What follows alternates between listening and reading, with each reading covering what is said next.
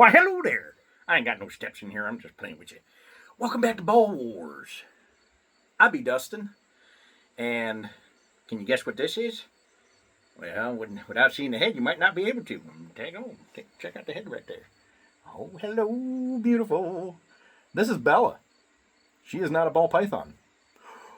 What? What? She's a retic. To be more precise, she's a platinum sunfire motley lavender albino retic.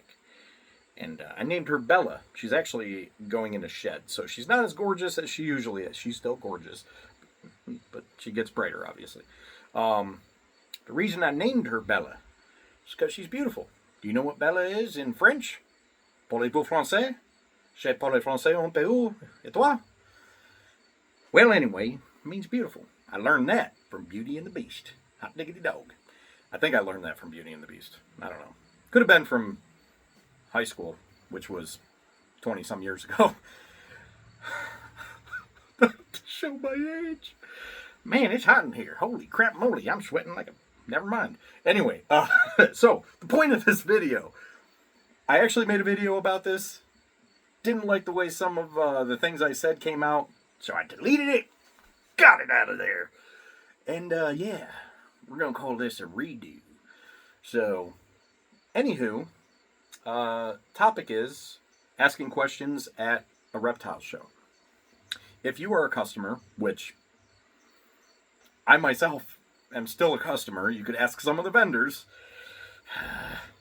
But if you are a customer and you're going to a reptile show for a very particular reason, it doesn't matter what kind of species. It could be snakes, it could be lizards, it could even be spiders, because there's spiders there too. But if you are, make sure that you are doing the research about that particular species. By research, I mean, what do they eat? What size of enclosure they prefer? What temperature, humidity? Do they require UV bulbs or just underbelly heat? That sort of stuff. Just make sure you do the research. Because I'll tell you, as a vendor, I have just had a mother and a daughter at the Pittsburgh show this past weekend come up, and boy oh boy, I mean, they knew their stuff. They were, especially the little girl, she was like, yep, I've already done my research. And that's a really good thing. I love hearing that. Who doesn't love hearing that? That these people are serious about the animals that they intend to have and keep for potentially a very long time. So, yeah, just makes me happy. She's so chill. One of the videos I tried doing earlier, she was sneaking in this rack behind me. Yeah. Well, as you can tell, this ain't that video. She ruined it. So anyway, but yeah, that's absolutely awesome. So make sure you do your research. Now, as far as asking questions, when you go to a vendor's table and you see an animal, let's just say, for example, a ball python, since that's what we have, you see a particular ball python and you're like, ooh, that one, right? Well, now you can ask questions. Start asking questions about that ball python. If it's a baby, for example, ask when it hatched out. I myself, I love getting that question because I just pull up my phone and I say, hey, look at that right there. That's the mom sitting on these here eggs, and then scroll and find the eggs when I took the pictures of them hatching out. It's like, there you go. You've got everything right there. So for me, that's just a good feeling because, they're interested in something that I produced. And for you, as the customer, that tells you something pretty important, that I'm the breeder. I'm the feller that hatched that baby out. So that's good to know. Because there's a sense of pride, as a breeder, when you're selling an animal, because I don't always want to sell them. Just the way it is. Even the most simple genes, in a snake, if it's only a couple genes, but they work so beautifully together, it's like, oh, do I really want to let go of this animal?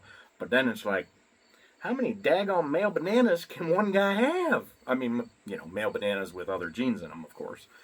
And yeah, so ask the hatching out if it's a baby. If it's not a baby, how long have you had it? Why are you letting it go?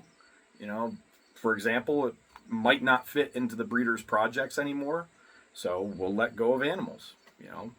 Simple as that. Well, I'm not going to be working an albino pied project anymore. I just combined two words there for a second. Pied and project, apparently. But yeah, so it's like, I'm letting them go. I'm moving on. Moving on up. Moving on up to the side. Well, anyway. Long video again. Oh, son of a gun. Ask when the last time it ate was. Shouldn't be a problem.